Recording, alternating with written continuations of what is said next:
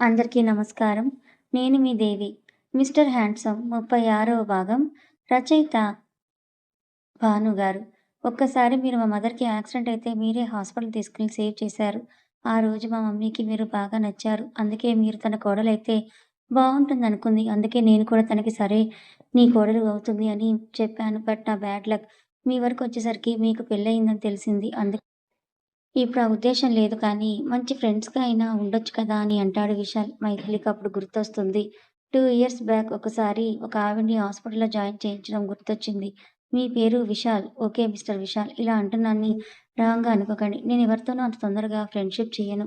ఇక్కడికొచ్చాక కూడా ఎవరితో ఫ్రెండ్‌షిప్ చేయలేదు. నా ఫ్రెండ్స్‌గా ఉండాలంటే వాళ్ళు నాకు నచ్చాలి. అప్పుడే వాళ్ళతో ఫ్రెండ్‌షిప్ చేస్తాను. ఓకేనా? మీరంతగా నాకు తెలీదు కదా! అందుకే అప్పుడే ఫ్రెండ్‌షిప్ చేయలేను. అందులోనూ మీరు నన్నిష్టపడ్డానని చెప్తున్నారు. అంతా తెలిసాక నేను ఫ్రీగా ఉండలేను. ప్లీజ్ ఏమనుకోకండి. ఓకే. ఓకే. నాకర్థమైంది. నేనేం అనుకోను. కనిపించినప్పుడు పలకరించండి చాలు. నిజంగా ఇప్పుడు మీ మీద ఆ ఉద్దేశ్యం లేదు. మీ హస్బెండ్‌ని చూసాను. మీ పేరు చాలా బావుంది. మనం ఇష్టపడ్డ వాళ్ళు మనతోనే ఉండాలి. మాటతోనే ఉండాలి అనుకోవడం తప్పు. ఎక్కడ ఉన్నా హ్యాపీగా ఉండాలని కోరుకోవాలి. నేనదే కోరుకుంటాను. మీరు హ్యాపీగా ఉండాలి. మా మదర్‌ని సేవ్ చేసినందుకు థాంక్స్. బాయ్ అని చెప్పి వెళ్ళిపోతాడు. వెళ్తున్న అతన్ని చూస్తూ ఏదో ఆలోచిస్తుంటే, శాలిని, మైతూ వాడికి కరెక్ట్ ఆన్సర్ ఇచ్చావు. లేకపోతే సంధిస్తే చంకనెక్కి కూర్చుంటారు. వెళ్దాం రా అని ముందుకు వెళ్తుంది. కారు ఎక్కి ఇంటికి వెళ్తారు. వెళ్లి ఫ్రెష్ అయ్యి చక్రవర్తి గార్డెన్‌లో ఉంటే అక్కడికి వెళ్లి హాయ్ మామయ్య బోర్ ఫీల్ అవుతున్నారా అంటూ ఆయన పక్కన వెళ్లి కూర్చుంటుంది. అదేం లేదు తల్లి అంటూ చదువుతున్న బుక్ పక్కన పెట్టి కాలేజ్ అయిపోయిందా? ఆ! మావయ్య అయిపోయింది. మీకు బోర్ అనిపిస్తే కొన్ని డేస్ తర్వాత జైతో ఆఫీస్‌కి వెళ్ళండి. మీకు కూడా కొంచెం బోర్ రాదు. వర్క్ ఉంటే కూడా కొంచెం మైండ్ బావుంటుంది కదా! నేను కూడా అదే అనుకున్న తల్లి. జైతో వెళ్తాను. కానీ మీరు ఫస్ట్ హెల్తీగా అయితేనే నేను దీనికి ఒప్పుకుంటాను. లేదంటే అస్సలు పంపించనని అనగానే చక్రవర్తి కోడలి మాటలకు నవ్వుకుంటాడు. అలాగే ఇంత ప్రేమ చూపిస్తుంటే కూతురులాగా అనిపిస్తుంది. ఏంటి మా డ్యాడీని ఏదో డిమాండ్ చేస్తున్నావు అంటూ వస్తాడు జై. ఏం లేదు జై. మామయ్య ఇంట్లో ఉంటే బోర్ ఫీల్ అవుతున్నారు. నేను కాలేజ్ వర్క్ వరకు ఓకే. బట్ కాలేజ్‌కెళ్ళిన తర్వాత బోర్ వస్తుంది కదా! అందుకే కొంచెం సేపు నీతో ఆఫీస్ తీసుకెళ్ళు. కానీ హెల్తీగా అయితే తీసుకెళ్ళు. అదే చెప్తున్నా. నువ్వొచ్చావు. అవునా డ్యాడీ? సరే. మీరు కూడా నాతో రండి. కానీ ఎక్కువ సేపొద్దు. మైథిలి ఉన్నంత వరకు ఇంట్లో ఉండండి. తర్వాత తను కాలేజీకి వెళ్ళిన తర్వాత ఆఫీస్‌కి రండి. అక్కడ వర్క్ ఏం చేయొద్దు. జస్ట్ అలా ఉండండి చాలు అని అంటారు. మీ ఇద్దరూ ఇంత ప్రేమ చూపిస్తుంటే చాలా హ్యాపీగా ఉంది. మీరు చెప్పినట్టే చేస్తాను. సరేనా? గుడ్. మా మంచి మావయ్య అని ఆయన బుగ్గలు లాగి మీ ఇద్దరు మాట్లాడుకుంటూ ఉండండి. మీకోసం నేను స్నాక్స్ తీసుకొస్తా అంటూ వెళ్ళింది. వెళ్తున్న నన్ను తను చూసి నవ్వుకుంటారు. నువ్వు చాలా లక్కీ జై. నా కోడలు బంగారు. ఎంత వెతికినా ఇలాంటి అమ్మాయిని నేను నీకోసం తీసుకురాలేను. మంచి భార్య రావడానికి కూడా అదృష్టం ఉండాలి జై అని ఏదో ఆలోచిస్తూ అంటారు. అలా ఎందుకన్నారో జైకి అర్థమయ్యి తండ్రిని డైవర్ట్ చేయడానికి బిజినెస్ గురించి డిస్కస్ చేస్తాడు. మైథిలి స్నాక్స్ తీసుకొనొస్తూ ఏంటి ఆఫీస్ తీసుకొని వెళ్ళమన్నారని ఇప్పటినుంచే బిజినెస్‌ల గురించి చెప్తున్నావా జై మావయ్యకి? ఏదో ఊరికే మాట్లాడుకుంటున్నాం. నేను ఫ్రెష్ అవ్వలేదు కదా! ఫ్రెష్ అయ్యి వస్తాను. మీరు తింటూ ఉండండని తన రూమ్‌కి వెళ్ళిపోతుంది. స్నాక్స్ తింటూ ఏదో గుర్తొచ్చిన మైథిలి జై లేకపోవడం చూసి మావయ్య మీకోటి చెప్పడం మర్చిపోయా. ఏంటి తల్లి అది? అది అత్తయ్య మీ తర్వాత మళ్ళీ అమర్‌ని పెళ్లి చేసుకుందని చెప్పాను కదా! వాళ్ళ కూతురు పుట్టింది. అంటే మీరున్నప్పుడే ప్రెగ్నెంట్ అయిందని మీకు తెలుసు కదా! అదే పాప పుట్టింది. జాహ్నవి అని చెప్పబోతుంటే ప్లీజ్ తల్లి చెప్పకు. జై అన్నట్టు మనకి వాళ్ళ గురించి అనవసరం. వాళ్ళ గురించి మాట్లాడుకోవడం కూడా వేస్ట్. అది కాదు మావయ్య. ఆ అమ్మాయి వాళ్ళలా కాదు. చాలా మంచిది. తను కూడా అందరి ప్రేమకి దూరంగానే పెరిగింది. తన గురించి నీకెలా తెలుసమ్మా? ఎందుకంటే తనే మా వదిన. అంటే మహావీర్ అన్నయ్య పెళ్లి చేసుకుంది తననే మావయ్య అని జరిగిందంతా కూడా చెప్తుంది. తనకి మీరన్నా, జై అన్నా చాలా గౌరవం, ఇష్టం మావయ్య. నిన్న డ్యాడీకి కాల్ చేసి చెప్పినప్పుడు విని చాలా హ్యాపీగా ఫీలయింది. మీతో ఒక్కసారి మాట్లాడాలనుకుంటోంది. జై అంటే కూడా ఇష్టం కానీ, మీ అబ్బాయి వాళ్ళకి పుట్టింది కాబట్టి తనని ఇష్టపడడం లేదు. తనని చూస్తేనే కోపడుతున్నారు. కనీసం మీరైనా మాట్లాడండి. తను హ్యాపీగా ఫీలవుతుందని ఇంకా ఏదో చెప్పేలోపే జై రావడంతో సైలెంట్ అయ్యి టాపిక్ డైవర్ట్ చేస్తుంది. అఖిలాండేశ్వరి ఇంటి పని, వంట పని మొత్తం తానే చేసేసరికి ఒళ్ళు హూనమైపోతుంది. జ్వరంతో మంచం మీద పడుతుంది. రాఘవ్ గారు చూసి అయ్యో! జ్వరం వచ్చిందే అని డాక్టర్‌ని పిలిచి చూపిస్తాడు. అఖిలాండేశ్వరి లేచి కొంచెం తిని టాబ్లెట్ వేసుకొని పడుకో. బలవంతంగా లేపి కూర్చోబెట్టి తినిపించి టాబ్లెట్ వేసి పడుకోబెడతాడు. మధ్య మధ్యలో వచ్చి టెంపరేచర్ చెక్ చేసి జాగ్రత్తగా చూసుకుంటాడు. అలా 4 రోజులకి తగ్గిపోతుంది. మళ్ళీ మామూలుగా అయిపోయింది. ఉదయం లేచి కాఫీ చేసి భర్త దగ్గరికి వెళ్ళేసరికి ఇంకా పడుకునే ఉంటాడు. ఉన్నట్టుండి ఎలా చూసుకున్నాడో గుర్తు చేసుకునేసరికి తన మీద తనకి అసహ్యం వేస్తుంది. ఇన్నాళ్ళు తన స్వార్థం చూసుకొని, ఇక్కడ అతను ఒక్కడే ఎలా ఉన్నాడో కూడా పట్టించుకోనందుకు గిల్టీగా అనిపిస్తుంది. తను చేసిన తప్పులు ఒక్కోటి తనకి అర్థమవుతుంది. "ఏంటి అక్కడే నిలబడ్డావు?" అంటాడు అప్పుడే లేచిన రాఘవ. ఆలోచిస్తున్న అఖిలాండేశ్వర్‌కి అది గమనించదు. భర్త పిలుపు విని "ఏం లేదు. మీరు ఇంకా లేవలేదు. ఎందుకు అని చూస్తున్నా. కాఫీ తీసుకోండని" ఇస్తుంది. కాఫీ తాగుతూ చిన్నగా నవ్వుకుంటాడు. "ఏమైంది? ఎందుకు నవ్వుతున్నారు?" "ఏం లేదు. ఇలా మన పెళ్ళయ్యాక మొదటి రోజు తెచ్చావు. మళ్ళీ ఈరోజు తెచ్చావు. అందుకే అది గుర్తొచ్చి నవ్వుతున్నా అంతే." అలా అనగానే మనసు చివుక్కుమంది. ఆయన ఫ్రెష్ అవ్వడానికి వెళ్తాడు. రాఘవకి టిఫిన్ వడ్డిస్తూ "మీకు నా మీద కోపంగా లేదా అండీ?" అని అంటుంది. ఎందుకలా అడుగుతున్నావు?" అని తింటూ అడుగుతాడు. "అంటే ఇన్ని రోజులు మిమ్మల్ని వదిలి వెళ్ళాను కదా! మీతో గొడవ కూడా పెట్టుకున్నా. అయినా నాకు మొన్న జ్వరమొస్తే దగ్గరుండి మరీ చూసుకున్నారు. నిజంగా నా మీద మీకు కోపంగా లేదా? చూడు అఖిలాండేశ్వరి, భార్యాభర్తల మధ్యలో గొడవలు వస్తూ పోతూ ఉంటాయి. అవెప్పుడూ ఉండవు. ప్రతి ఒక్కరి జీవితంలో గొడవలు అవుతాయి కానీ వాటిని పట్టుకొని వేలాడుతూ మొండిగా ఉండకూడదు. ఎవరో ఒకరు తగ్గితే ఆ గొడవ అక్కడ ఆగిపోతుంది. గొడవ తర్వాత పెరిగే కొద్దీ కొద్ది రోజులు పోతే కలిసిపోతారు. అలా కలిసినప్పుడు ఇంకా ప్రేమ కూడా పెరుగుతుంది. భర్త అంటే ఏదో పెళ్లి చేసుకొని పోషించడం మాత్రమే కాదు. ఏదైనా తప్పులు చేస్తే తల్లి, తండ్రిలా సరిదిద్దాలి కూడా. ఆ బాధ్యత మాకు ఉంటది. ఇప్పుడు నేను చేసేది కూడా అదే. నీ మీద కోప్పడి నిన్ను ఇలా పనులు చేస్తే నీకు బాధ్యత తెలిసొస్తుందని అలా చేయించాను. అంతేకానీ నిన్ను ఇబ్బంది పెట్టాలని కాదు. ఇక నీ మీద కోపం అయితే ఉంది. అది నన్ను వదిలి వెళ్ళవనో, లేకపోతే నాకు విలువ ఇవ్వలేదనో కాదు.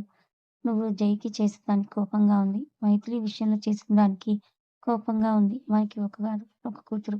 మైథిలికి ఎంత అన్యాయం చేయాలనిపించింది. తను నీలాగే ఒక ఆడపిల్ల. తనకి జై మీద హక్కుంది. తనని జై నుంచి వేరు చేయాలని చూసావు. ఎవరికో చెప్పి ఆ అమ్మాయిని కిడ్నాప్ చేయించావు. ఎంత అసహ్యంగా ఉంది. ఒకసారి ఆలోచించి చూడు. ఇవన్నీ జైకి తెలీదనుకున్నావా? అయినా నేను ఏం అనలేదు. అది జై గొప్పతనం. ఎంతైనా ఆ రక్తం అలాంటిది. మంచితనం వాళ్ళ బ్లడ్‌లోనే ఉంది. అది వాళ్ళ మంచితనం చూసి అలుసుగా తీసుకోవద్దు. ఆ కోపం బర్స్ట్ అయిందంటే మనం తట్టుకోలేం. అలా ఉంటుంది. ఇప్పటికైనా మారు. నువ్వు మారితే అందరం మనశ్శాంతిగా, హ్యాపీగా ఉంటాం. తన కూతురు కాపురం కూడా బావుంటుంది. ఒక్కసారి ఆలోచించుకో అని హ్యాండ్ వాష్ చేసుకొని తిని టాబ్లెట్స్ వేసుకో. నేను పొలం వరకు వెళ్ళేసొస్తానని వెళ్తాడు. అలా భర్త చెప్పిన మాటలు ఆలోచిస్తూ కూర్చుంది. ఏదో ఉదయం టిఫిన్ చేస్తున్న టైంలో లోపలికి రావచ్చా చేశారు అంటాడు గుమ్మం దగ్గర నిలబడి. ఎవరా అని తలతిప్పి చూస్తే శ్రీకర్. రా శ్రీకర్, నువ్వు పర్మిషన్ అడుగుతావేంటి? ఎప్పుడైనా రావచ్చు. పర్మిషన్ అవసరం లేదని అంటాడు. చిన్న స్మైల్ ఇచ్చి లోపలికొస్తాడు. తన స్వీటీ కూడా వస్తుంది. మైథిలి వాళ్ళకి ఎదురెళ్ళి ఎలా ఉన్నావు స్వీటీ? బావున్నావా? అని పలకరిస్తుంది. ఆ! బావున్నా. నువ్వెలా ఉన్నావు మైథిలి అక్క? స్వీటీ నుండి అలాంటిది అసలు ఎక్స్‌పెక్ట్ చేయని మైథిలి నోరు తెరిచి అలా చూస్తుండిపోతుంది. అది చూసి శ్రీకర్, స్వీటీ ఒకరినొకరు చూసి నవ్వుకుంటారు. నీ మార్పు వాళ్ళకి షాకింగ్‌లా ఉంది. కొంచెం చూడు మైథిలి మేడంని అని అంటాడు శ్రీకర్. మైథిలిని హగ్ చేసుకొని థాంక్స్ అక్క. ఆ రోజు నాకిష్టం లేకపోయినా శ్రీకర్‌నిచ్చి పెళ్లి చేశారు. కానీ అదే నా జీవితంలో ఎంత మంచిదో నాకప్పుడు అర్థం కాలేదు. కానీ శ్రీకర్ మంచితనం చూసాక అర్థమైంది. శ్రీకర్‌నిచ్చి నాకు పెళ్లి చేసినందుకు చాలా థాంక్స్ అక్క. మేమిప్పుడు చాలా హ్యాపీగా ఉన్నామని చెప్పగానే మైథిలి, జై ఇద్దరూ హ్యాపీగా ఫీలవుతారు. నువ్వు మరి మీ ఇద్దరూ హ్యాపీగా ఉండాలని మేము కూడా కోరుకున్నాం. ఇప్పుడు మీరు కలిసిపోయి హ్యాపీగా ఉన్నారు అని చెప్తే చాలా హ్యాపీగా ఉంది. మేము ఆ రోజు పెళ్లి చేశాక ఏదో చిన్న తప్పు చేశామేమో అనిపిచ్చింది. కానీ ఇప్పుడు మిమ్మల్ని చూస్తే ఆ ఫీలింగ్ పోయింది. రండి కూర్చోండని వెళ్లి వాళ్ళ కోసం జ్యూస్ తెస్తుంది. జై చూస్తూ సారీ బావ. నిన్ను కూడా చాలా బాధ పెట్టాను ఆ రోజు. మైథిలి అక్క లిఫ్ట్‌లో ఇరుక్కోవడానికి కూడా నేనే కారణం అని గిల్టీ ఫీలింగ్‌తో తలదించుకుంటుంది. ఆ విషయం చెప్పగానే కోపం వస్తుంది జైకి. కానీ పక్క నుండి మైథిలి కూల్ చేసి పోనీ ఏం అనొద్దు అని సైగ చేస్తుంది. స్వీటీ అయిపోయిందేదో అయిపోయింది. నువ్వు మారావు అదే చాలు. ఎలా ఉంది మీ మ్యారీడ్ లైఫ్ అని టాపిక్ డైవర్ట్ చేస్తుంది. మళ్ళీ జైకి కోపం వస్తుందని శ్రీకర్ వైపు చూస్తూ బావుందని చెప్తున్న స్వీటీని చూసి ఓహ్! వద్దొద్దంటేనే లైఫ్‌ని స్టార్ట్ చేశారన్నమాట. ఏంటి శ్రీకర్, మా స్వీటీ బాగా చూసుకుంటుందా లేదా? అయ్యో! అదేం లేదు బాగా చూసుకుంటుంది. రాని పనులు కూడా నేర్చుకొని మరీ చేస్తోంది. ఓహ్! అవునా? అంటూ మాట్లాడుతూ కూర్చుంటే అప్పుడే రూమ్ నుండి వచ్చి ఎవరు? జై అని అంటూ వస్తాడు చక్రవర్తి. చక్రవర్తిని చూసి స్వీటీ ఎవరితను? ఎప్పుడూ చూడలేదని అంటుంది. స్వీటీకి నిజం తెలిసిపోతుందని మైథిలి భయపడుతుంది. కానీ జై అదేం పట్టనట్టు మా డాడీ స్వీటీ అని డైరెక్ట్‌గా చెప్తాడు. మైథిలి జై వైపు చూసి కంగారు పడుతుంటే, తెలియని బుట్టబొమ్మ ఎన్ని డేస్ అని దాచుతాం? ఎప్పటికైనా తెలియాల్సిందే. వాళ్ళ అమ్మ ఏం చేసిందో తనకి తెలియాలి కదా! అని స్వీటీని చూస్తూ, ఈయనే మా డాడీ స్వీటీ అంటాడు. మీ డాడీనా? మరి ఇన్ని డేస్ ఎక్కడికి వెళ్ళాడు బావ? ఎక్కడికా? మీ అమ్మ చేసిన దాని వల్ల నాకిన్నాళ్ళు దూరమయ్యాడు. మా అమ్మ వల్ల అని అఖిలాండేశ్వరి గురించి తను చేసింది మొత్తం చెప్తాడు. అంతా విన్న తర్వాత స్వీటీ వాళ్ళ అమ్మ గురించి చెప్పగానే వాళ్ళ అమ్మ మీద అసహ్యం వేసింది. డబ్బు కోసం మా అమ్మ ఇంత దారుణం చేసిందా? అనుకోని ఛీ! అనుకోని సారీ బావ. ఏదో మా అమ్మ నిన్ను నాకు ఇచ్చి పెళ్లి చేయాలనుకుందనుకున్నా కానీ, ఇంత దారుణంగా బిహేవ్ చేస్తుందనుకోలేదు. తను చేసిన పనులు చెప్పాక నా తల్లని చెప్పుకోవడానికి కూడా అసహ్యంగా ఉందని చక్రవర్తి ముందుకు వెళ్ళి, మావయ్య ఐ యామ్ సారీ. మా అమ్మ మాటలు విని నేను కూడా కొన్ని తప్పులు చేశాను. మీ అందరూ కూడా పెద్ద మనసుతో నన్ను క్షమించండి. ప్లీజ్ అని చక్రవర్తి చేతులు పట్టుకొని బ్రతిమాలుతుంది. జై వైపు చూస్తాడు. డాడీ తను మారింది. ఇదిగో ఇతనే స్వీటీ భర్త అని శ్రీకర్‌ని చూపిస్తాడు. చూడమ్మా స్వీటీ మీ అమ్మ మీద కోపం తప్ప నీ మీద నాకే కోపం లేదు. సరేనా? మీ అమ్మ మాటలు నీ కాపురం పాడు చేసుకోకు. విని మంచిగా ఉండు తల్లి. తప్పకుండా మావయ్య. శ్రీకర్ చాలా మంచివాడు. తనే నా లైఫ్. అలా కొద్దిసేపు మాట్లాడుకొని స్వీటీ రండి లంచ్ రెడీ అంటూ డైనింగ్ టేబుల్ దగ్గరికి సెట్ చేస్తూ పిలుస్తుంది మైథిలి. ఆ! అని అంటూ అందరూ కూడా కూర్చుంటే, మైథిలి అందరికీ వడ్డిస్తుంది. "బుట్టబొమ్మ నువ్వు కూడా కూర్చో" అని అంటాడు జై. అవును మైథిలమ్మ కూర్చో నేను వడ్డిస్తా అని రోజీ అందరికీ కూడా వడ్డిస్తూ ఉంటుంది. అందరూ మాట్లాడుకుంటూ లంచ్ చేశాక, "ఇక మేము వెళ్తాము జై సార్" అని అంటారు శ్రీకర్. ఒక్క నిమిషం అని మైథిలి లోపలికి వెళ్ళి చీర, తాంబూలం తెచ్చి స్వీటీకిస్తుంది. ఇప్పుడు ఇవన్నీ ఎందుకు మైథిలి అక్క అని అంటుంటే, "ఏం పర్వాలేదు స్వీటీ. పెళ్ళయిన తర్వాత మొదటిసారి మమ్మల్ని చూడ్డానికి వచ్చావు కదా! తీసుకో" అని ఇస్తుంది. సరే మేమింకా వెళ్ళొస్తాం బాయ్ అని చెప్పి వెళ్తారు వాళ్ళు. వాళ్ళలా వెళ్ళగానే ఫ్రెష్ అయ్యి మిర్రర్ ముందు నిలబడి హెయిర్‌ని సెట్ చేసుకుంటూ ఉంటుంది మైథిలిని. తనని వెనక నుంచి హగ్ చేసుకొని మిర్రర్ నుంచి మైథిలిని చూస్తుంటే, "ఏంటి జై అలా చూస్తున్నావు?" మన తర్వాత పెళ్ళైన వాళ్ళు కూడా మ్యారీడ్ లైఫ్‌ని స్టార్ట్ చేసేసరికి నాకు జెలసీ వచ్చేస్తుంది బుట్టబొమ్మ. మన పెళ్లి వాళ్ళకన్నా ముందే అయినా కూడా ఇంకా మనం స్టార్ట్ చేయలేదని ఏడుపు మొహం వేసుకొని చెప్తూ ఉంటే మైథిలి ముందుకు తిరిగి జై కాలర్ పట్టుకొని మెడ చుట్టూ చేతులు వేసి అబ్బాయి గారికి బాగా జెలస్ వచ్చేస్తున్నట్టుంది కదా అని నవ్వుతూ జై ముక్కు లాగుతుంటే రాక్షసి నా బాధ నీకు నవ్వులాటగా ఉంది కదా! మా మామయ్యకి చెప్పి ఫోన్ చేసి ముహూర్తం చూడమని చెప్తాను. పెళ్లి అవ్వని. నిన్ను ఎటైనా ఎత్తుకొని పోకపోతే మళ్ళీ నా బుల్లి ప్రిన్సెస్ వస్తుంది అనే టైంకి తీసుకొస్తా. అప్పటి వరకు ఎంత గింజుకున్నా వదిలిపెట్టేదే లేదు. ఆ! ఏమనుకున్నావో అని మైథిలి బుగ్గ కొరికి చెప్తాడు. ఏంటి జై అలా కొరికేశావు అని బుగ్గద్దుకుంటూ పెదవి పట్టుకొని అడుగుతుంది ముందుకు పెట్టి. హా! అని నవ్వుతూ మరి లేకపోతే నా బాధ చెప్తుంటే నీకు వెటకారంగా ఉంది కదా! అయినా ఈ చిన్న బ్లైట్‌కి అలా అయితే ఎలానే? ముందు ముందు ఎక్కడ ఎలాంటి బైట్స్ ఉంటాయో ఏంటో నాకు కూడా తెలీదు. అప్పుడు ఎలా తట్టుకుంటావు? ఇంత సెన్సిటివ్ అయితే చాలా కష్టం. అని పాప అన్నీ నువ్వు ఎంత స్మూత్‌గా హ్యాండిల్ చేశానో ఏమో!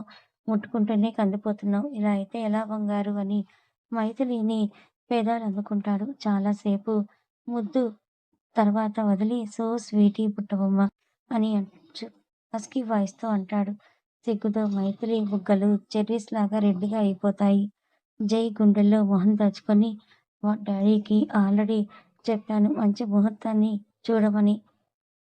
ఒకసారి మావయ్యతో కూడా మాట్లాడి ఆ సంగతులేవో చెప్పండి. పంతులు గారిని కలుస్తారని చెప్పారు. మేబీ ఒక నెలలో మన పెళ్లి అయిపోయింది. మీరు అంత జెలస్ ఫీల్ అవ్వాల్సిన పనేం లేదు. మీకు టైం వస్తుంది అని చిన్నగా చెప్తుంది. వెయిటింగ్ ఇక్కడ. ఆ టైం కోసమే. కొంచెం దగ్గర ముహూర్తం చూడమని చెప్పు. మీ ఆయనకి అంత ఆత్రంగా ఉందా మనవరాలా? అని మా ముసలి ఆట పట్టిస్తుంది. కావాలంటే మీరే చెప్పండి మీ మామయ్యకి కాల్ చేసి అని అంటుంది. అలాగే చెప్తాను. నాకేమైనా భయమా ఏంటి? అని అనుకుంటూ అవును. ఆత్రమే. నా పెళ్ళాం కోసం. మరి ఈ మాత్రం ఆత్రం లేకపోతే ఎలా చెప్పు అని అంటూ మైథిలిని ముంగురులు సర్దుతూ చెప్తాడు. జై. కథ కొనసాగుతుంది. ఈ కథ మీకు ఎలా అనిపించింది? నచ్చిందా? నచ్చితే లైక్ చేయండి.